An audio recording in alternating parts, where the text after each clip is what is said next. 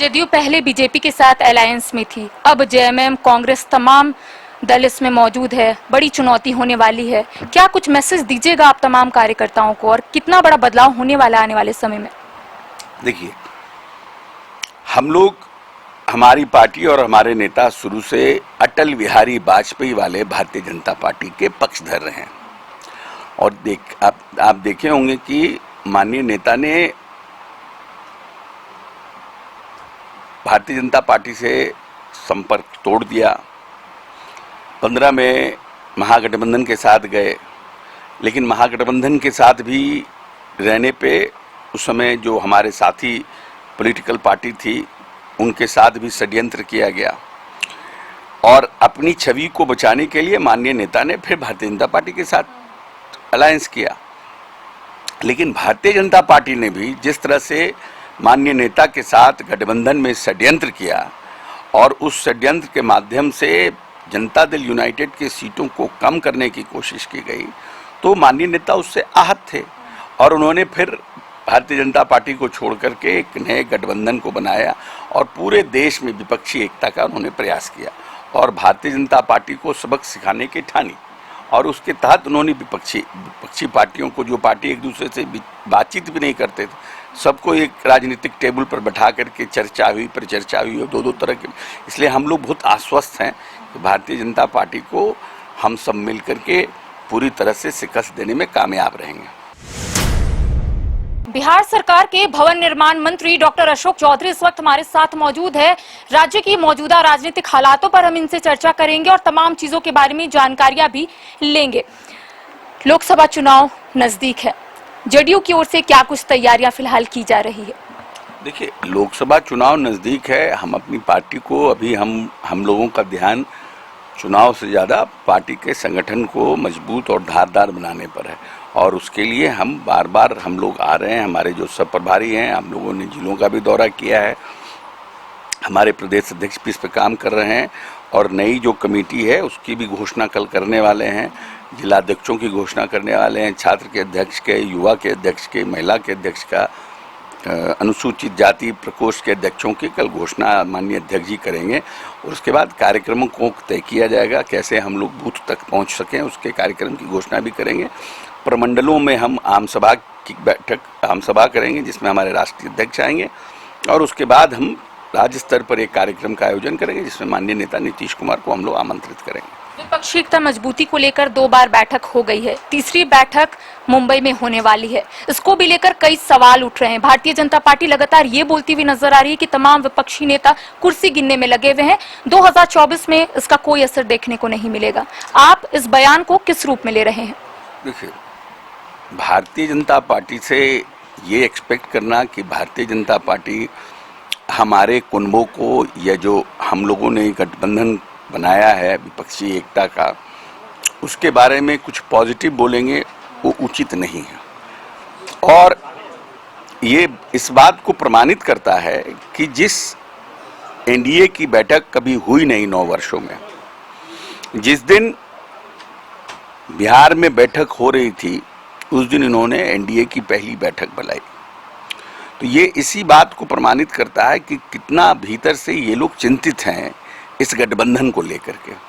और हम लोग पूरी तरह से आश्वस्त हैं कि जिस तरह से महंगाई बढ़ी, जिस तरह से बेरोजगारी बढ़ी, जिस तरह से भारत सरकार के नौकरियों में आउटसोर्स को बढ़ावा दिया गया, जिस तरह से देश के कुछ चुनिंदे पूंजीपतियों को इस देश में और बड़ा पूंजीपति बनाने का प्रयास किया गया, उससे प्रदेश की जनता, देश की जनता आहत है और आने वाले समय में भारतीय जनता पार्टी के खिलाफ मतदान करेगी। जदयू पहले बीजेपी के साथ अलायंस में थी, अब जेएमएम, कांग्रेस, तमाम दल इसमें मौजूद है। बड़ी चुनौती होने वाली है। क्या कुछ मैसेज दीजिएगा आप तमाम कार्यकर्ताओं को, और कितना बड़ा बदलाव होने वाला है आने वाले समय में? देखिए, हम लोग, हमारी पार्टी और हमारे नेता शुरू से अटल बिहारी वाजपेयी वाले भारतीय जनता पार्टी के पक्षधर रहे हैं। और आप देखे होंगे कि माननीय नेता ने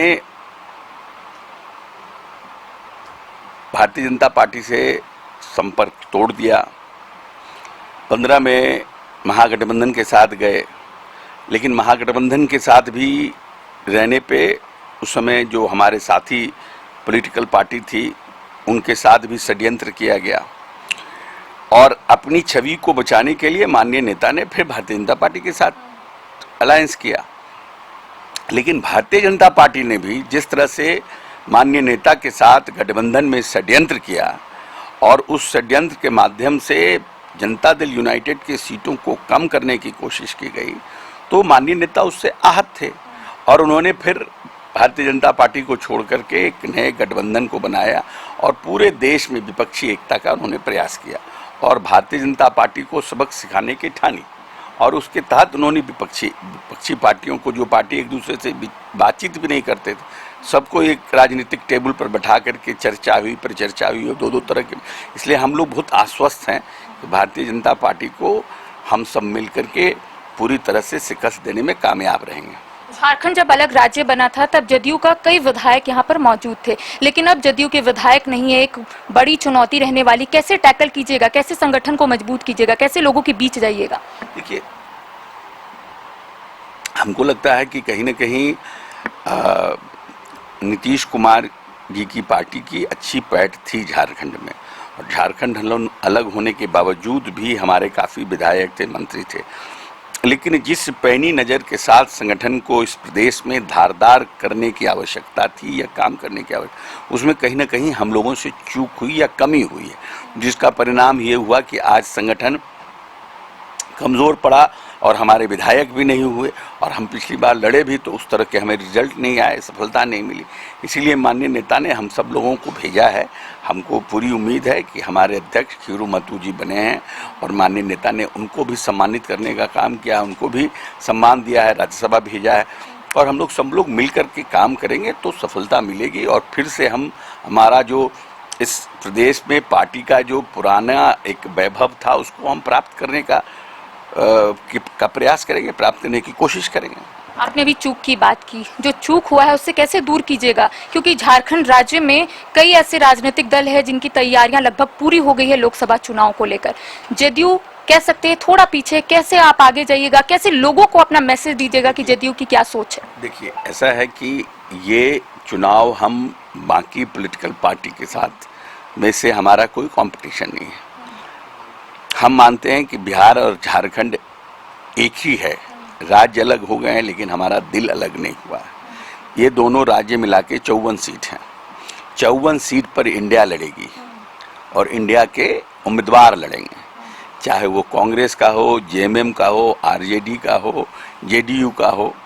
वो नहीं है कि किस पार्टी का है, वो इंडिया का उम्मीदवार होगा और इंडिया के उम्मीदवार को इन 54 सीट पर जिताने के लिए हमारे सभी जो घटक दल हैं पूरी ताकत लगाएंगे। हम जीते, जेएमएम जीते, कांग्रेस जीते, आरजेडी जीते, इंडिया ही जीतेगा। इसीलिए हम उसके लिए प्रयासरत हैं। अपनी इंडिया की बात कही, अब मोदी की लड़ाई कह सकते हैं इंडिया से है, इसको भी लेकर सियासत तेज हो गई है, इसको आप किस रूप में ले रहे हैं? सियासत, देखिए, गठबंधन जब बनता है और जब विपक्ष मजबूत होता है तो निश्चित रूप से कहीं ना कहीं चर्चा होती है। लेकिन क्योंकि जो दो बातों को लेकर के भारतीय जनता पार्टी आई थी, पहली महंगाई और दूसरा बेरोजगारी, इन दोनों फ्रंट पर भारतीय जनता पार्टी पूरी तरह से शिकस्त पाई है। इसलिए जो प्रदेश के आम जनता है, जो मिडिल क्लास है, जो नौजवान साथी हैं, उन लोगों को महंगाई के साथ साथ बेरोजगारी का दंश झेलना पड़ रहा है। इसलिए लोकतंत्र को बचाने के लिए, जो हमारी संस्थाएं हैं उनकी गरिमा को अक्षुण्ण रखने के लिए, महंगाई और बेरोजगारी से निजात पाने के लिए हमें लगता है कि आने वाले समय में लोग इंडिया के गठबंधन को ताकत देने का काम करेंगे। देखिए, जाहिर सी बात है कि लोकसभा चुनाव 2024 को लेकर सभी राजनीतिक दलों में तैयारियां पूरी हो गई है। जदयू की ओर से भी तैयारियां यहां पर की जा रही है, रणनीति तैयार की जा रही है। फिलहाल मुझे दे इजाजत, सहयोगी कौशल के साथ करिश्मा सिन्हा, न्यूज़ बाइस्कोप, रांची।